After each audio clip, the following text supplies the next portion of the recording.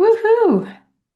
All right. Well, I'm not going to say too much important stuff until we get a bunch of us in here, but we are excited, as you can tell. We like doing these because they're a great opportunity to get to share things that excite us and to get to connect with all of you. So let's go ahead and as we get started, I'm going to encourage folks to reach out and tell us a little bit about you, tell each other a little bit like, where are you from? I've been shocked when we've done these in the past. We have people from all over the world coming to these meetings. So tell us where you're from. You can put it in the chat. Would love to hear from you there. And then we're going to go ahead and get started with our content. All right. There we go. We've got people. Yeah, see, we already have someone from Belgium. That's awesome. Very cool. All right. Well, I'm Coach Terri Lance, and I'm from Colorado. I'm in the US. Heather Shooker from Pennsylvania in the US, and Jill McMurray from Texas in the US. So three US folks right here, but great to see people from all over the place joining in here. All right. Well, every time we do these, we kind of pick a theme, something that we want to get to share with you all. And today's theme that we thought would be fun to share with you is client successes, what we see happening for the people that we're working with, because it's one thing to hear what we've done, but we want you to hear what other people are doing, what our clients are experiencing, what it's like to kind of get in this process and everything. So we're going to share with you some of our client successes. All right. So Heather or Jill, one of you want to get us started? Sure, I'll get started. Hey, everyone. So glad to be here. This is my first Coach's Corner, so I'm really super excited to be here. And, some of the things that really excite me about being a coach, the total transformation. But when I look at the individual successes, there's so many different things. I think one of the biggest for me is when I see someone truly change their lifestyle, when they embrace something that they didn't do before and they didn't think it could fit into their lives. And when I really see them make that change, that's when you know they're really in it and they're going to be successful and not just reach their goals, but keep it off and keep that good health that they strive to get to. So it's that's what I think I love so much is seeing someone really change who they are. You have also, Jill, over time, I know you've gotten to share with me, and I've reached out to some people to do some town hall meetings and things. You've had some people that have accomplished some pretty significant health goals in their work with you as well. Absolutely. I think some really cool things. I had one client that their A1C was 13 when they started. They've been diabetic for 30 years. And she read the books and she started on her own and got her A1C down to 11. And then she started coaching. And by the time we were done, it took about a year, but her A1C was down to 5.2. And she lost 80 pounds. She was in her 60s. She lost 80 pounds. Her body fat percentage is 24%. And it's just incredible. And she's still doing it. I keep in touch. I keep tabs on her. And she's doing fantastic. But to see someone change their life that had been diabetic for 30 years was just truly amazing. Love it. I think, and that is interestingly, a lot of people times people will come for blood sugar. Like, so I'm a weight loss coach, so I'm always like, wait. And some people are like, no, this one's actually more important. I have one client that I'm thinking of in particular who she came to me because of the diabetes diagnosis, not yet medicated, just over the line, not happy with it, also struggling with her weight. And so she's like, yeah, my weight, but this diagnosis that is, a real issue, which just for the record, it might sound like I am preoccupied with weight. I am a nurse first. We believe in the well-being of the whole human. So I absolutely, in the background am secretly and maniacally planning for your overall health and well-being. It is not just the weight that I focus on. So when she's like, yeah, Heather, let's focus on this number. I'm like, yes, but they are intertwined, right? Both of those numbers represent insulin resistance. If we fix one, we can fix them both. So not only do we get that beautiful number on the A1C, we also get to see that number move on the scale. And in the process of reversing her type 2 diabetes, which we have done, she is now in the pre-diabetic range. She also, was several pounds over 200 and has now got into Wonderland. And she's a one-on-one client, so I don't see her as often. So, it was between sessions that number hit.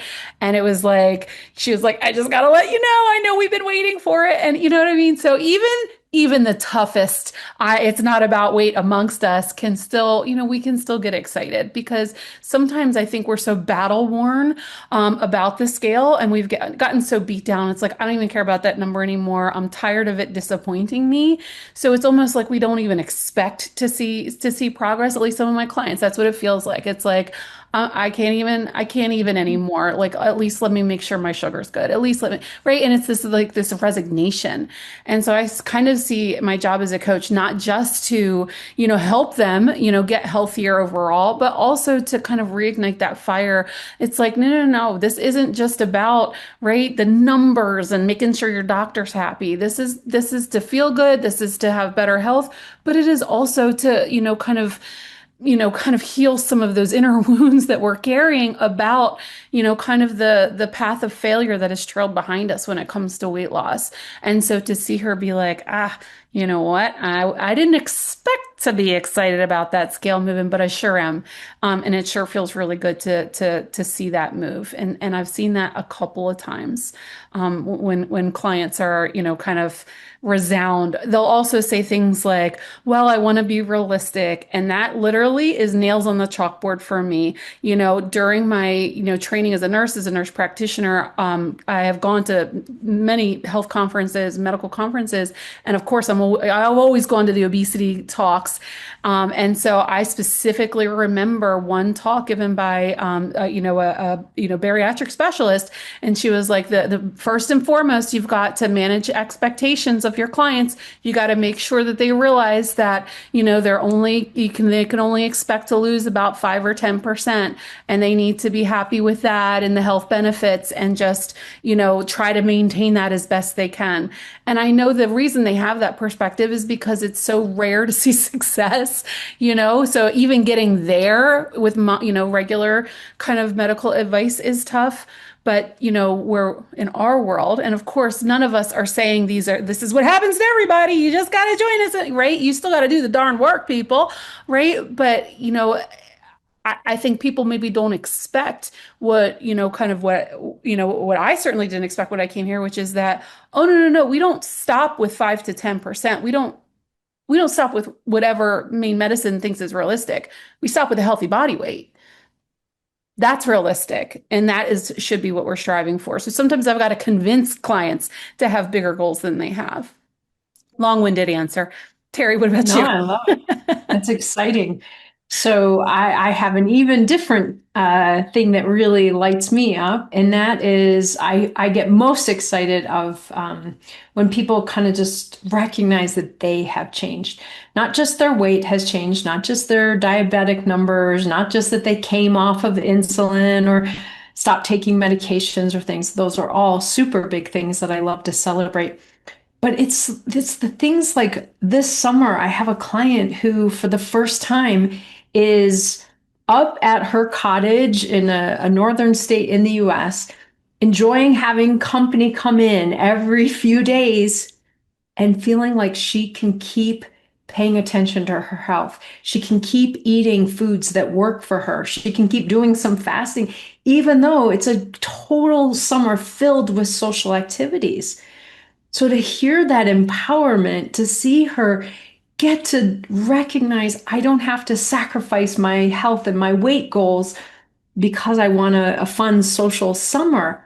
I can do both. Some of you have heard me talk about this has been a big rant of mine lately, that we have to learn that these things have to be able to exist together. They can't be exclusive of one another.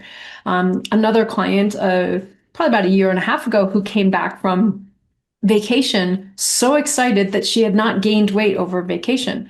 Because what do we all tend to experience? Vacations are a time when we just kind of go all out. We come back, we've gained 10 pounds, and then it's 6 months before we can make a dent in it again, or 6 years. And she went on a big vacation and came back and said, I didn't gain any weight.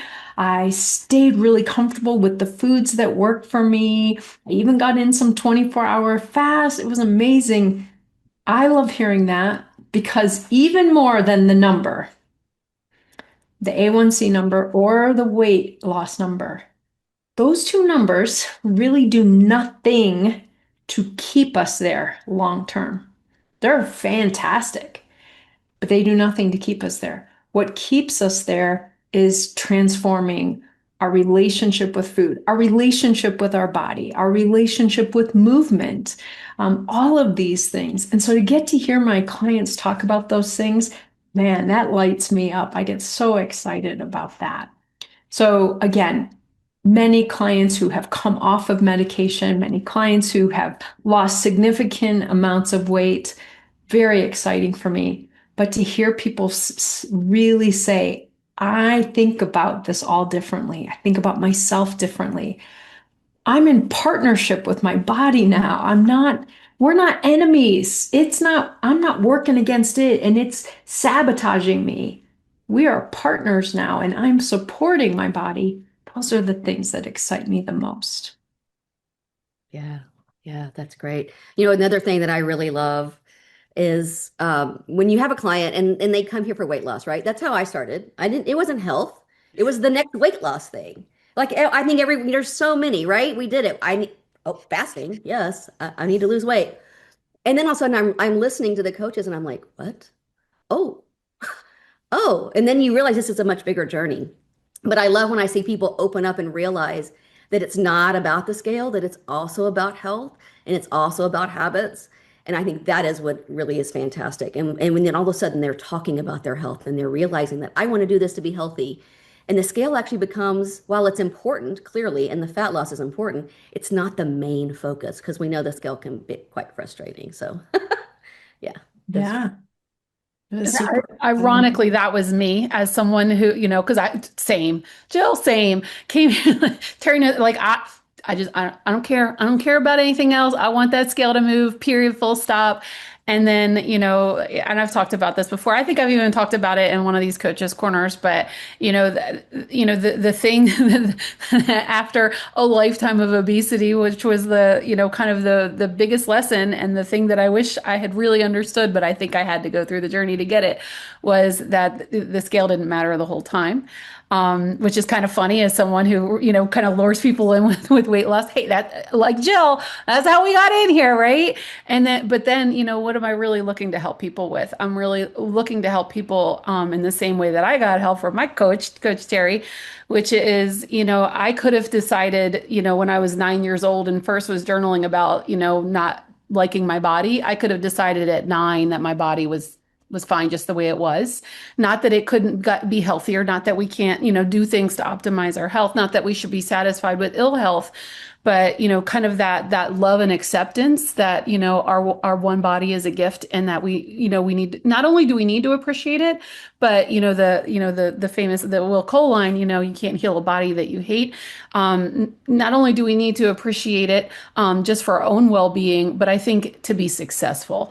I truly, in my heart, believe that the people that really do what it takes aren't doing so, from an angle of disgust from a body that they hate. They're doing it from an angle of love for a body that they treasure and that they're trying to do right by. Not only that, sometimes, I have a lot of mothers and grandmothers as clients. A lot of times, they're also trying to be a really good example for their children and their children's children. So it becomes kind of a, more of a, kind of a holistic kind of driver than just that, I want to look good in a bathing suit kind of thing, because that wanes, right? And plus just for the record, you get to realize, oh, wait, I'm not 20 years old. I've had 3 kids. When I'm pushing 50, I ain't gonna look like those center field, right? Cover girls, even if I do lose the weight. Like okay, some of our, kind of advanced age actresses have gotten themselves looking pretty good, but I think it's with some plastic surgery. At least that's what I'm going on. So, there is a little level of acceptance that, our bodies might have a little extra skin, maybe have a little bit extra squish than we maybe expected. But would we accept that little extra squish, in trade for the health that we're getting? I think so. I think all of us can appreciate that some spanks and a good attitude can, kind of overcome some of the imperfections that our bodies still might have, and truly and fully accept them now, right? Just accept that you've been given a gift and try to care for it as best you can. That's my best advice, which I got from a really good coach. Thanks, Heather. Something that I think each of us have touched on in one way or another is getting to be a part of people's changing their relationship with food. And we did not come up with this concept. There's a book about it by Melissa Urban, but this concept of food freedom. And I know for me, this is a really important topic in my personal life, but I also love seeing it develop in my clients and our community members. When people no longer fear going somewhere because of the food, that they no longer avoid certain activities because they can't control the food or because they're going to be tempted by something, that they really learn to balance a full life and food no longer calls the shots for them. There's not guilt and shame. We're not a good person or a bad person based on what we eat. So watching people really developing food freedom, to me, right up there at the top of exciting things to get to see. Because again, I think that's a long-term lasting thing versus work really hard, lose the weight. If you haven't done this other transformational work, it doesn't matter. Like Heather, I think you are such a good example.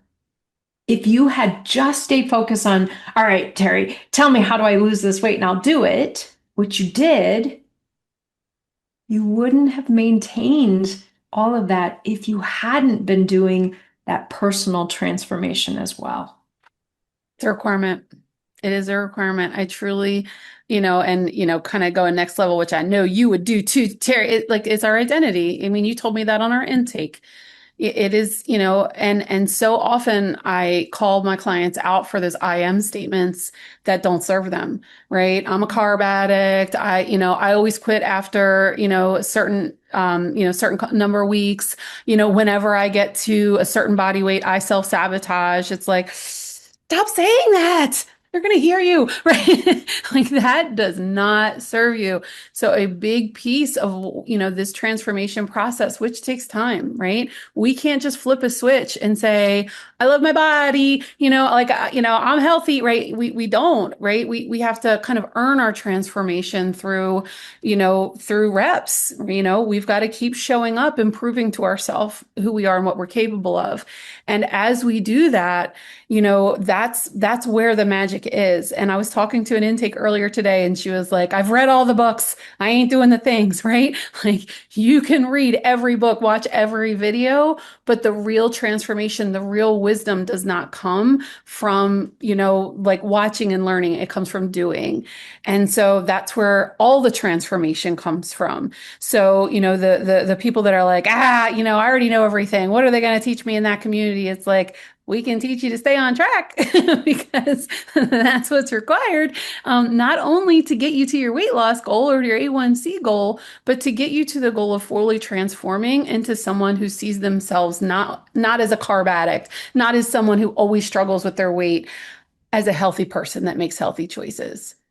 And that takes time. And who has given up on this ideal of perfectionism.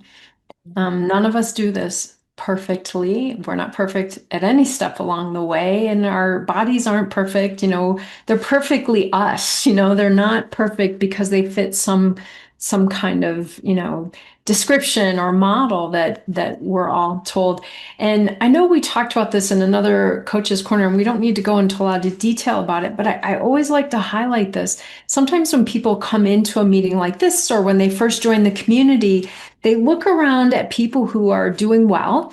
They look at the coaches who have accomplished certain goals, or they look at other people who have accomplished certain goals, and they compare themselves and think, why can't I be like them? And I got to say, the three of us sitting here, the rest of the coaches, the rest of the community, None of us are perfect. None of us have some special gene that makes us successful at this and means you can't be. It is continuing to do the things we know to do and having the support to do that. It's admitting when we struggle. If you're anything like me, once things start to go rough in my life, I pull away from people. I don't call people. I don't text people. I pull away. That's the worst thing I can do when I'm struggling. And it's so easy for us to do in this health and weight loss journey. When we gain 20 pounds, we stop going to social events because we're afraid that people are going to notice. And they gave us such good feedback when we lost weight. Now they're going to see that we gained weight. We do so much to ourselves. And so I just want to really kind of put that out there that you don't have to do any of this perfectly. None of us do. We all struggle. The three of us struggle. We have good days. We have rough days. We have patches of time where I couldn't buy a fast, and other times where fasting comes, pretty naturally to me. So please don't get in that mindset that this isn't possible for me. I'm too old. I'm too far gone. I've been diabetic too long. I've been overweight since birth. None of these are reasons that what we work on can't affect your life positively. Doesn't mean it's going to make it easy, but it's possible for all of us. And I think we're three good examples of this. All of the other coaches, all of the community members are really good examples. And the only time, this is the one negative on this, the only time that I really see it not possible is when people give up on themselves. Then it doesn't matter. It's not possible.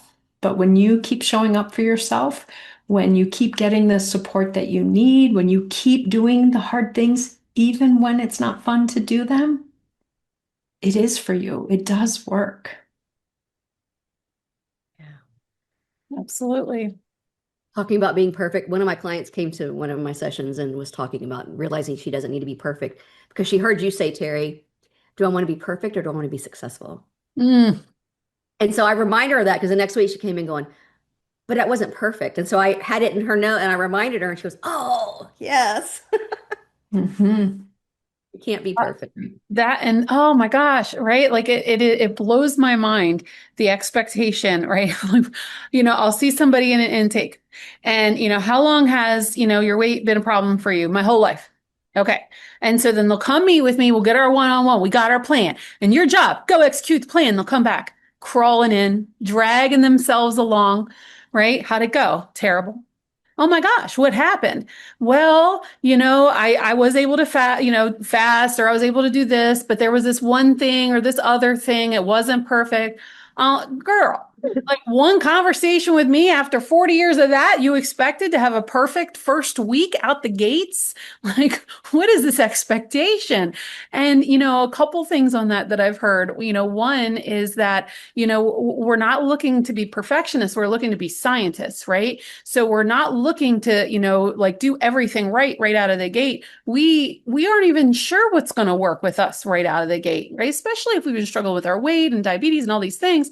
We got to figure that out. Well, that's why we preach N=1 here at the fasting method. We need to figure out our way of eating, figure out our fasting protocol. They aren't just handed to us. We don't know exactly what's going to work for us or what's going to suit our lifestyle. So we have to start iterating. So that requires us to try and experiment. So we go out for a week and we try 342s and realize, that's not going to work with my schedule. Maybe 248s are going to work. And so that's what we try the next week. We might look at, I'm going to moderate, sweets and I'm just going to have one. This is it. Oh, it sent me down the rabbit hole. That didn't work at all. Right. I need to say no to those for a while if I want to have any chance of staying. Okay. More information, right? We're, week by week, we're gathering information based on our experience.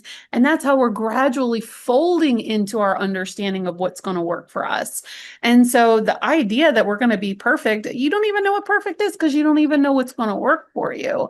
And so, the expectation that, okay, I'm going to go from eating like garbage to eating perfect over the course of the week is A, ridiculous. And B, you don't even know what perfect for you is yet. So you gotta, it's a trial and error process. I had another thing, but I lost it because I was a little too animated. got excited there. Yes, It excited. is, it fires us Perfectionism all up. throws everybody off. Every now and then I'm in a session and it goes long or whatever, and people are like, oh my gosh, I can't believe you talked about this. I'm like, because I get excited about this. I could talk about this 24/7 if I had an audience. So it is exciting to hear each of us kind of talk about this. And again, I'm looking at some comments in the chat and things, and I hope that by coming to these coaches corners, by joining the community, deciding if you want to work with a coach, you really get to hear all of us look at it as we're all human beings. We all struggle. We all have a lot of knowledge. Some of us come in and we're missing some pieces of knowledge that are really helpful, but most of us come in already with quite a bit of knowledge. And now we just need to have someone help us. It's almost like kids playing with those blocks where you have to like put the block into that thing. I've watched little kids do that and they will turn it and turn it and turn it and turn it like 400 times until you come and adjust their hand. And then they're like, oh, and now it makes sense. That's what we do at the fasting method. We help you kind of take all of the knowledge you have, all of the personal knowledge you have about you, and all of the knowledge we have about kind of the methods that we use and find a way to make them fit well together. Heather talked about there's not one, cookie cutter fasting protocol that everyone has to do. And even I see some of your questions, people are like, yeah, but what do I do if it's this? And what do I do if that? It's individualized. And I know that is a very frustrating answer. But the thing is, you figure it out when you have that nurturing support that says, doesn't sound like that really fits. What if we look at this? What if we just turn that shape a little bit and it'll go in there? I'm just reading comments. Sometimes it's hard for me to keep focused when I see all these comments going by. Well, I want to Um, speak on what you were just saying there, yeah. Terry, about like there's no one size fits all. I was looking at clients in preparation for this meeting and thinking of success stories. And there were two clients came to mind, and I looked and they had both lost 38 pounds, right? Of course, I'm sorry, everybody, that I focus. So, that's what I look at. And one of them has lost 38 pounds since March. And she was like 342s, like a little machine. Was it 342s the whole time? No. No, it was not. Some 24, some this and that, some ins and outs, but has like been pretty, on the whole has been doing 3 fasts a week, not always 342s. The other one struggled at the beginning, was not finding it, was kept trying to push fast, and just wasn't getting there. And finally was like, I'm just going to have to, I just can't seem to get a fast in. I'm going to do TRE, focus on the food. Also lost 38 pounds, right? Same amount of weight. If, they're both just as far. Now, it has taken her longer, right? It's been a little over 6 months, so, it was, and we all fixate on pace and time. And yes, with more intensity, you are going to probably go faster, but that doesn't mean you can't also get somewhere. And so, that this whole idea, if you can't fast, necessarily, if it's just not working for you, work on what is, right? Like fasting isn't the only lever. Food is a huge lever. And so if you can focus on that one big lever that you are, that's in your capacity, then you can get to the races too. It might take you a little longer. That doesn't mean you're not going to get there, and the time's going to pass either way. Might as well pass it, making progress. Forward is a pace.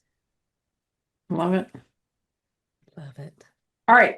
We're going to transition a little bit here because some of you have some questions. And I do want to just put this out there. We can never give specific advice like, oh, you should do this and you should try this. And how about if you increase here? So I'm going to really kind of shape the questions to help us share some kind of general knowledge with people. And the first one, I'm going to combine two questions that came together. And I know they're not exactly the same, but they're on a similar theme. The first one is, could you share a percentage of people who succeed without fixing their relationship with food? And do clients who don't love their bodies always slide back? Now, the reason I want to combine these two is it's a great example of there are no black and white, yes and no answers to any of these questions. But we all can tell you through working with a lot of people, if you are not willing to change your relationship with food, I'm going to tell you a couple things. Fasting is going to be hard to do. fasting is going to come with less results. It's going to not show up as powerfully. And as soon as you stop fasting, it's all going to unravel. Changing the relationship with food is so fundamental that without it, like I said, you're going to make fasting a lot harder for yourself.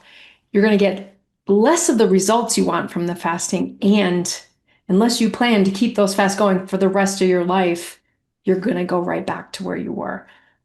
And then the other one is, do people who don't love their body always slide back? I'd say again, it's a slippery slope kind of answer. Some people are just like, I don't care what it takes, I can do it, and they can block all that stuff out. But go back to that quote that Heather shared, you can't heal a body that you hate. The problem is if we're hating ourselves or our bodies, it's really hard to do good things for it. It's really hard to take good care of something that you hate. And so, just from a mindset perspective, I just wanted to combine those two together. I'm going to have Jill or Heather hop in on. Could you share about you as TFM coaches being TFM coaching clients in your maintenance journey? So I'm going to maybe revise that just a little bit of like, what does maintenance look like wherever you are, or what does your journey look like, even though now you're a coach? Yeah, I mean, I'll jump in here. I mean, I'm still in my journey. And I mean, I feel like I'll be in my journey forever. But I still, as we talked about life, there's setbacks. I had a lot of grief, I had injuries. And so I'm getting back to where I need to be. But I'm still in my journey. I'm not where I want to be. I'm still working on all parts of it, including my relationship with food. It's really good, and then all of a sudden something happens. So I mean, I'm still there. I know what to do, and that's why another reason why I love coaching. I'm doing it right along with you guys. Yeah. Yeah. And guess what? It just keeps looking the same. Finding the foods that work, finding the fasting level that works, finding the movement, the sleep. It all looks the same at Yeah. various places. Go ahead, Heather. You were going to say something. Oh no, I agree with Jill in this whole concept that, we're finished. It's like, when are you finished being healthy? Like, check it off. You're done being healthy. You're finished. Ain't how this works at all, folks. And so, like, the maintenance journey is just Terry and I both don't like that word. That I don't want to speak for Terry, but I don't think she does either. Like, that word is tricky. We are trying to be healthy. We're trying to optimize our health as humans. We're trying to kind of, get our body in the best possible mind, body, spirit, right? Like, I like to think of the whole person, and I like to think of overall well-being. And that is something that I still struggle with. From a, it's like, oh, I'm focusing so much on work. Where's that exercise going? Where did I put that? Oh, crap. Now I got to go back here, get exercise back online, right? Like, thankfully, I have a dog that gets me out the door every day, but, to try and get the running and the strength training in, and some things, sometimes when I get super busy, I drop those balls, and it's like, oh, no, God, those are the most important ones. I don't want to drop those. And so, yeah, I would argue that, I too am still, kind of like working on making sure that I keep all of these pieces in play. And for a big piece of that for me is energy management. I realize when I overschedule, my health I push it down. It goes at the bottom of the list, and that's not where it belongs. It belongs at the top. So I'm constantly trying to recalibrate my life to make sure that I'm prioritizing what's truly important, which is not money, right? It ain't money, folks, right? It is my health and well-being. And so but people are like, yeah. What does it actually look like though? What is maintenance? So for maintenance, for me, I try to do TRE. I try to do 2 meals a day every day. Sometimes I do 3 meals, right? I'm not very strict on that. Sometimes I do have breakfast. I will say this, and this is kind of a tough thing that happened to me recently. So I am a huge fan of continuous glucose monitors. Okay. Like, I will die on that hill. I don't sell them, but maybe I will one day because I believe in them. I think that if you are struggling to figure out your way of eating and what works for you, there is not a better tool that I know of. I know, like, food tracking is a good one and it's cheaper, but for $100 a month US, I think it's really worth it. So in trying to be, commiserate with my clients and know what they're dealing with, I slap one on my arm, right? Like, yeah, there it is. Right. And so I tried one product, the Lingo product, and I tried the other product, and Lingo, I'm looking all good. And I put on the Stello product, which happens to be a little more accurate. And I was like, well, gosh, golly, my sugar seems to be running a little bit higher than I thought it was based on the last A1C that I got. And I realized that, the last A1C was after I was doing a whole lot of fasting. Well, doesn't fasting just, cover a multitude of sins when it comes to A1C? And so I was like, why Megan Ramos? How long does it take one to fully resolve insulin resistance? And the first thing out of her mouth was, well, it took 10 to 15 years for it to come into being. And I was like, that's not the answer I wanted at all, right? And so now seeing, the data that I'm getting, I'm like, well, shoot, wait, wasn't the whole thing after all now, was it? And so I'm focusing currently on body comp and making sure I build up that skeletal muscle mass, which we know acts as a sink for sugar to help, with that piece. So while the weight piece is something that I feel good about, could I tighten a little bit? Sure, I could. But where my true focus is right now is on my sugar, and I thought that was done. Done. I checked that box off. What do you mean? What do you mean I had to keep watching it? And so this is how I caution people with that whole idea that you're somehow done. No, you aren't. And especially if you're like me, I was a fat baby, right? I hate using that word. I don't know why I keep doing it. But I was born insulin resistant. Let's be clear. I just know from my mother's history. And I stayed that way, and it looks by all evidence indicates I still am. And so the idea that 6 months of fasting is going to undo 46 years of insulin resistance is just unlikely. And does that mean that I can't optimize my health? No, it's something I will continue to work on, but it is still work. I love that focus, and it's a big bias of mine that I talk about a lot in our community and with clients is that we're never going to be done with any of this until we're done. You know what I mean? Done. So it's like, I'm never going to be done working on my glucose control because it's always going to be important and it's going to fluctuate and it's going to vary and it's always going to be important. My weight is always going to be important. And so again, when I hear that maintenance thing, I think many people think it means when I get there and can stop. And I'm pretty sure when I stop taking care of me, I'm going to be done faster, done. And for me, it's kind of like a dentist. I had this epiphany one day after I went to the dentist. I've never once heard anyone in my life say, "Huh, I've been brushing my teeth for 18 months now and they're good. I'm going to stop." That's not how that's not how our oral hygiene works. It's not how our health works. So I think we're all in alignment there. I'm going to move to the next quick question. And by the way, those of you who are typing things in the chat, if you do want us to have an opportunity to maybe answer your question, need to throw it over in the Q&A. Obviously, we will not get to all of them.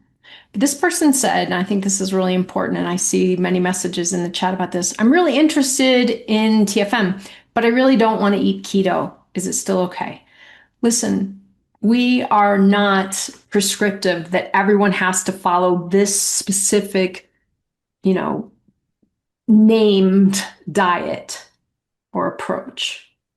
But we are going to help you understand you need to eat in a way that works for your body, whatever that looks like. Some people are going to be more protein based. Some people are going to be more animal protein based. Some people are going to be more plant based. Some people are going to be, a little more healthy carbohydrate. Some are going to need to be really low carbohydrate. I wish we could throw out all those labels because I feel like then people just get locked into, oh no, I can't do keto. I'm not saying you have to do keto. We're going to work on what approach to food works for you. What doesn't make you hungrier? What doesn't give you compulsive food cravings? What helps your glucose control? I don't care what label you slap on it. Let's call it your eating approach. So you do not have to already say, yes, I'm going to do keto. I can join TFM, or I'm going to be vegan. I can join TFM.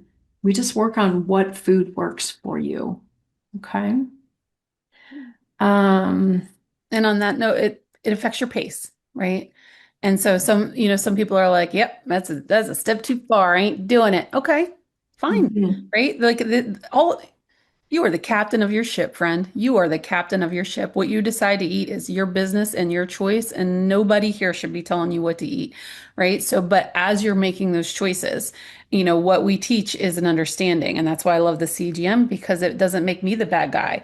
Like, I don't have anything bad to say about your quinoa or your keto treats. What does your CGM say about it? So that's between you and your CGM, right? So that's why I love that tool.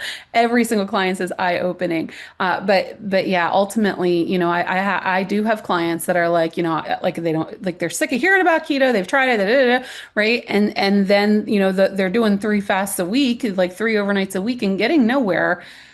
Like it's the food, because the reality is you get to choose what to eat. But if you want to make pace and progress, and you don't make those adjustments, then like that's on you. That's a choice that you're making. I like to remind my clients that the scale follows insulin. So, if you're going to eat these foods that cause this big insulin spike, what happened to the scale? And then you went back down and then you went back to eating those high. So the scale follows insulin. And it's not all about the scale, but for many people, that's kind of a sign like, why did I gain 4 pounds? Well, let's look at your diet. Mhm. I love that, Jill, because right, what is the scale mostly watching day to day is water. And when we have an insulin spike, we have an intake, a swelling, if you will. So that's a good analogy. Thank you. I'm gonna again kind of summarize a couple of similar questions to toss out there for one of you two to tackle. Some questions about things like, can I use OMAD? I'm gonna define what that is. One meal a day, so like a 24-hour fast is usually what that means for people.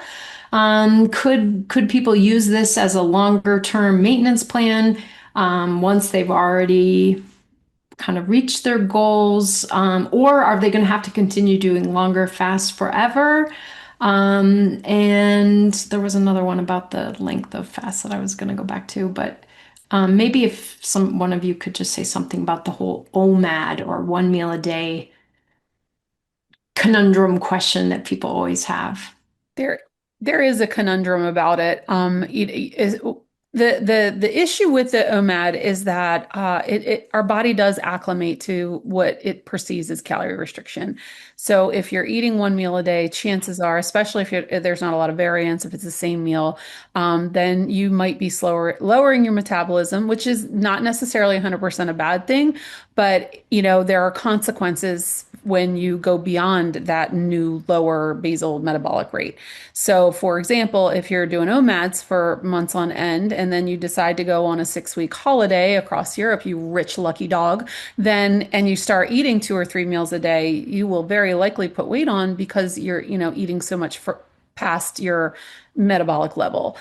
So that is the downside. And we see that with people that are trying to do it for weight loss because it's so much easier, and it's maybe lack of trying the other ways to do a string of OMADs than it is to do alternating overnights. And I did it, okay, guilty. And it worked until it didn't work anymore. And then I had to kind of overcome it and then get into alternate day fasts before I could start losing weight again. So it is not something I recommend ever as a daily practice. Yeah. We have some Good. people come here that have been doing OMAD and can't figure out why they gained weight. And when we tell them to eat more, they're always shocked. And then they do. And what happens? They start to see some changes. Yeah. Your body's like, please give me more protein. I just want it so bad. We're like, yeah, have some protein, right? Yeah. I think so many of us have so much kind of baggage around calorie restriction, eat less, move more. And it just seems like, oh, well, that's what I've been trying all along is to, eat less every day. So now I can do it easily with OMADs. And it's like, oh, it didn't work for a reason, right? There was a reason, that it was a strategy that we don't recommend. Our body needs to kind of work in rhythms of a little bit of stress followed by recovery. That's what we do with exercise. That's what we do with fasting. And to have that kind of in and out seems to be what is the sweet spot for, healing. All right. Quick question about when people are getting started. Do we see people having success with jumping in and doing 24 hours plus fast? or slowly easing up? And if it's slower, how much do you adjust at a time? I'm going to hop on this one first because this is one of my favorite questions. If any of you have ever listened to anything I've ever said on the podcast or in a community meeting, I believe in going slow and low. I think building the base, building the foundation, making sure it's really strong before increasing up is really key. Now, every once in a while, I have a client who says, I know, but can I go ahead and jump? I'm like, okay, guaranteed. They always come right back and say, all right, I need to go back and rebuild that foundation. So when I work with people, I start them slow and low from wherever they are. If they've never fasted any, we just work on how many meals a day without any fasting. Then we move up to 18:6. Then we go up to 24. Now listen, some people never need to go beyond 24. So that's their golden ticket right there. And then with others, we keep going. We move up to a 30 or 36, a 42, a 48. But I am really big on kind of a stair step. We've got to be here. We've got to be competent and confident, and then we can go here. Competent and confident, then we can go here. What I watch people do is say, hey, coach, I want to be right up here. And it's a struggle, and they don't have any of the foundation. So whether you're doing this with one of us as a coach or if you're working on this on your own, I just encourage build it first, then go up. Build it there, then go up. Okay. Either of you want to add anything? I think how many times have we heard like, well, fasting's so much easier than eating, so I just want to focus on that. Or, and it's like, well, I've got the 72 hours down. Oh, my TRE is not great. It's like, that's the important part. That's the hardest part. It's the most important part. And people underestimate how important and how hard those things are until they try to do it consistently. And ultimately, people who are really good at fasting but not good at TRE tend to either start to spin their wheels or they start to regain. And so it's like skip ahead, at your own risk, and you might find yourself like, losing the weight and then gaining it back every vacation, every holiday, every break, because you have not conquered maintenance. And part of maintenance is not just you get to the end and then you keep it off. It's what you do in between fasting, right? That is you're maintaining kind of how much you've lost already. And so like we see this after every major holiday, right? The people that haven't figured out TRE are, spinning their wheels and flailing around because they don't have that part figured out. So honestly, like if I had my druthers, if I had to pick, I got to pick exactly what people did, I would say first do a daily walk. Oh my God, she's a fasting coach. That wasn't in this at all. Yeah, I know, because I am a huge proponent of stress management, and I think that should be our primary focus so that the other things get easier. Number two would be getting your nutrition on board, right? It's like, cutting out the junk that is causing the problem in the first place. And then number three would be TRE, and then advancing to fasting after that. If you don't have those first three, then you have no foundation that's going to, basically help you to perpetuate the, healthy lifestyle going forward. TRE is And the by best fasting protocol. And by the way, TRE, someone asked that. TRE is our language for time restricted eating, meaning only eating meals, no snacking, no grazing. 3 meals a day, 2 meals a day, but no snacking, no bites of this but it's a healthy snack. We really focus on just eating meals. Okay. Yeah. That includes sipping on coffee with cream. That's right. All right. We are going to do one more question. And I know some of you had questions that we didn't get to today. Keep coming. We just keep working through as many questions as we can. And do remember, we can't give you specific feedback. So like if you're like, yeah, but I really need to know if I should do this or this, you got to start getting our resources. You got to join the community, and the answers are there. Work with a coach. But when we come to something like this and we have 250 some people, we can't possibly answer each person's specific questions. So one of the questions that came in that I was really happy to see come in too, because it's something that is new and we wanted to get a chance to highlight it a little bit. And I'm going to toss this one over to you, Jill. And that is, can you talk a little bit about the new accountability coaching? Absolutely. So accountability coaching. Coach Jamie and I are accountability coaches. Jamie's going to be available very soon. So for those of you waiting to work for her, please watch out. She's going to be there soon. So what we do in accountability coaching is we help people, whether you're a beginner, whether you've been fasting for a while, whatever it is, as long as you don't have serious metabolic, really serious health conditions, or like with Terry, you really need to dig deep into your behavior with food. Well, Jamie and I are going to be there for you. We are going to help you. We're going to help you with fasting. We're going to help you find the right fasting protocol.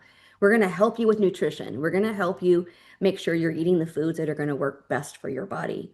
And we're going to be there to hold your hand. We're going to be there to push you to make sure you stay consistent and that you keep it up so that you can reach your goals. And that's what accountability is. I think we all know. And people are looking for accountability partners in the chat. So that tells you how important it is, right? How great would it be to have a coach be that accountability partner for you? I think it'd be fabulous. It worked for me. Terry was one of my coaches. Lisa, I've had so many and they were all so helpful. So that is what it is. So come, Jamie and I will take care of you.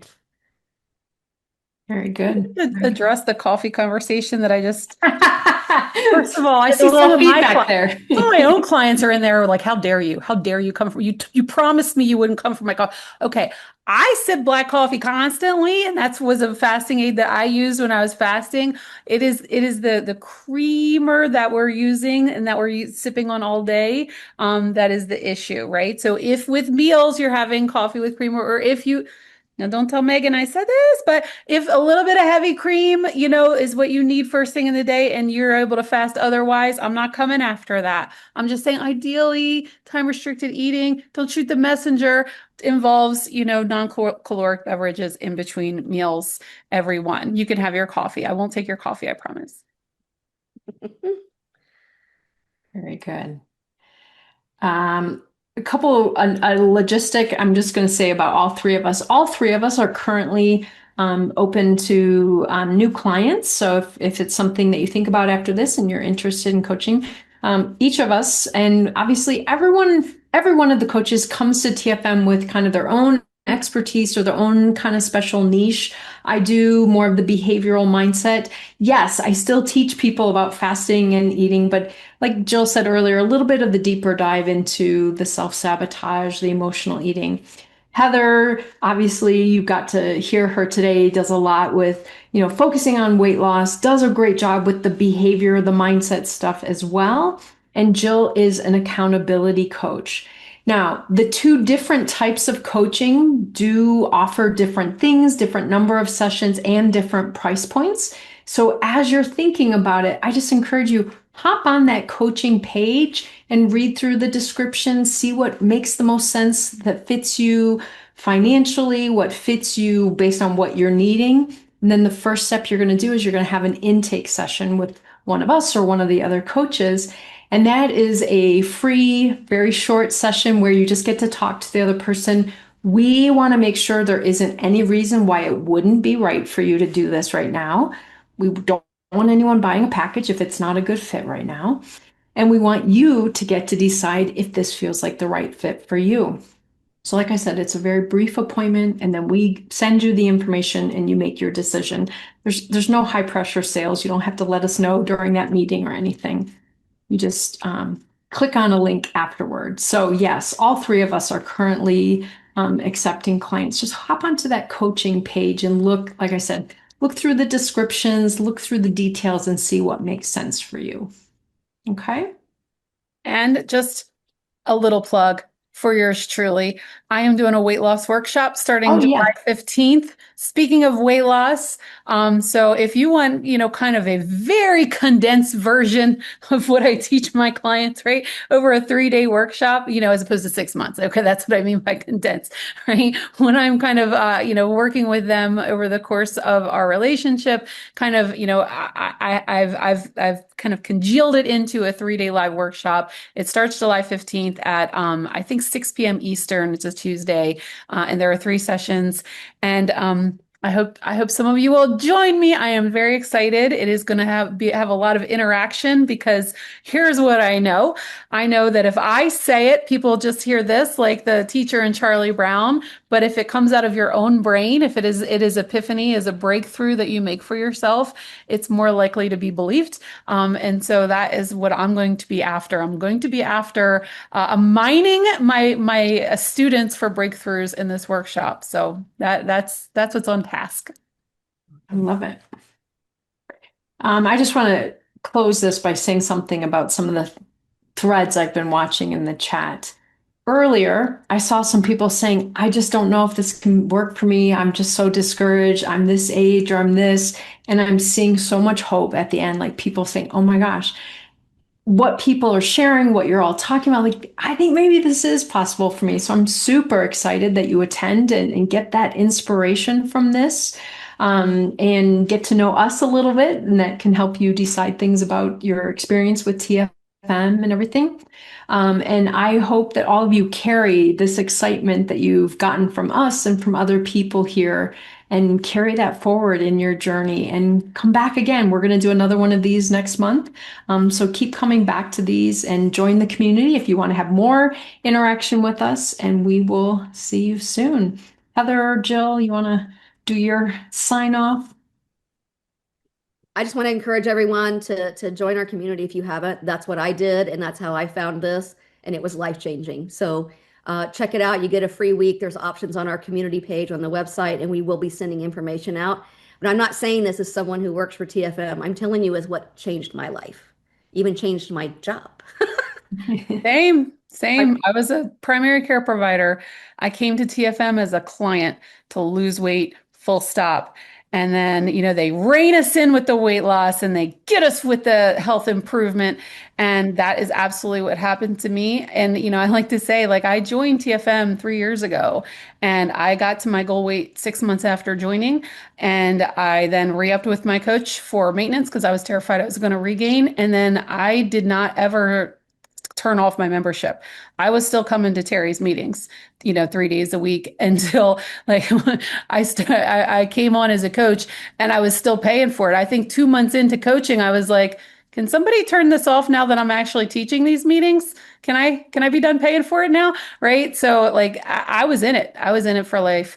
I truly believe that this process is not it's not 6 months and done. I really think that, much like a lot of things that, people struggle with, it takes a really long time. I had 46 years to undo. I was under no illusion that I was going to be done in a year, and I'm 3 years in and I'm still not done. And, that's okay. Right. I'm still here. I'm way more vibrant and healthy than I was when I joined. And I hope to continue becoming even more vibrant and even more healthy. And I hope everybody out there makes good choices. Awesome. Thank you all for your messages in the chat too. We really appreciate you being here because, I mean, the three of us can just have fun talking together, but it's really fun to get to have you here with us. So thank you for being here. Thank you for your positive feedback. And we'll be back next month. It'll be a little different combination of folks, but we just keep rotating through. Okay? Take good care, everyone. Bye-bye. Bye, everybody.